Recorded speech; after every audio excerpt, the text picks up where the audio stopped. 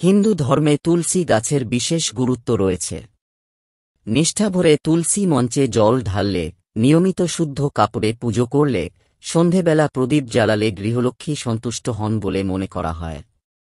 তুলসী গাছ হঠাৎ সবুজ পাতায় ভরে উঠলে বুঝবেন মা লক্ষ্মীর কৃপায় আপনার ঘরে ধনসম্পদ আসতে চলেছে।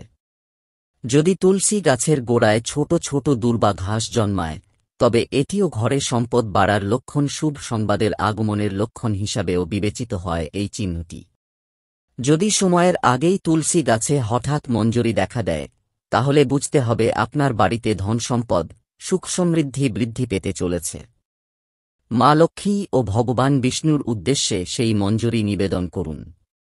একইভাবে, যদি হঠাৎ করেই তুলসী গাছের পাতা ঝরে যায়, তুলসী গাছ শুকিয়ে যায়, তুলসী গাছে মঞ্জরি আসা বন্ধ হয়ে যায়, তাহলে বুঝবেন সংসারে কোনো বড় ধরনের ঝড় আসতে চলেছে। তাহলে আপনার বাড়ির তুলসী গাছ কোন লক্ষণ দেখাচ্ছে তা তার থেকে জেনে নিন, আর নিজের পরিবার সকল সমস্যা সমাধান করুন। নমস্কার।